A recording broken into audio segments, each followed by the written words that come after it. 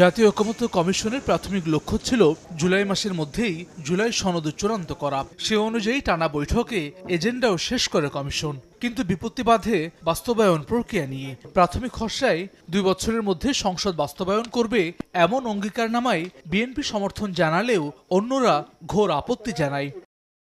16 August July সনদের চূড়ান্ত খসড়া দলগুলোর কাছে পাঠায় কমিশন। রাজনৈতিক দলের ফিরতি মতামত নিয়ে সমন্বিত খসড়া তৈরি করছে কমিশন। এরই মধ্যে বিশেষজ্ঞ সহ সংশ্লিষ্ট দপ্তরগুলোর সঙ্গে বৈঠক করছেন কমিশনের সদস্যরা। তবে বাস্তবায়ন প্রক্রিয়া নিয়ে দলীয় অবস্থানে অনড় রাজনৈতিক দলগুলো। জাতীয় নাগরিক পার্টি এনসিপি গণভোটের মাধ্যমে সনদের আইনি ভিত্তি এবং গণপরিষদের মাধ্যমে নতুন সংবিধান দাবি করছে।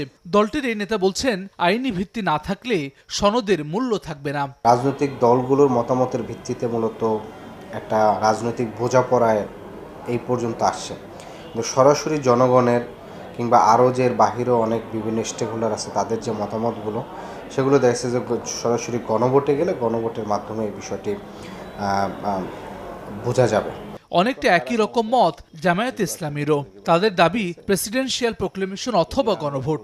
আগামী সংসদের ওপর ছেড়ে দিলে 90-এর পুনরাবৃত্তি হতে পারে এমন আশঙ্কা দলটির এই নেতার। আমরা দুইটা সাজেস্ট করেছি, এটা প্রেসিডেন্সিয়াল প্রোক্লেমেশন হতে পারে আর সেকেন্ড হলো গণভোট হতে পারে। এটা সমাধান না করে যদি বলে যে একটা স্বাক্ষর করেন, তাহলে এটা সবুজ বালকের মতো তো একটা রাজনৈতিক দল ভূমিকা হতে পারে না। এরশাদের পতনের পরে যে রাজনৈতিক দলগুলোর মধ্যে একটা চুক্তি হয়েছিল, তখন কারা ক্ষমতা এসেছিল?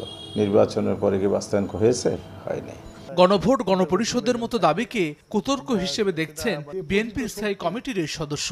তার মতে, নির্বাচন পিছিয়ে দেওয়ার জন্য এমন দাবি করা হচ্ছে যাতে লাভবান হবে পতিত শক্তি। কি কারণে তোমার গণভোট করতে হবে? এগুলো হচ্ছে কুতর্ক, যাতে নির্বাচনটা না হয় এবং যত দেরিতে হবে তত দেরিতে তত দেশের মধ্যে অরাজকতা বিশৃঙ্খলা সৃষ্টি হবে।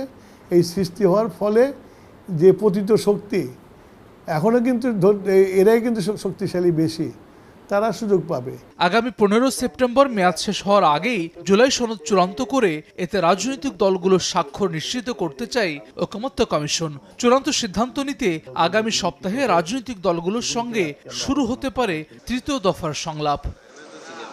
হাসান ওয়ালি, সময় সংবাদ, ঢাকা। ম্যাগিও ঠিক আমার মতোই কোয়ালিটিতে কোনো ছাড় দেয় না।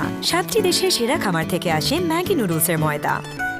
মা হিসেবে এটাই আমার জন্য গিফট।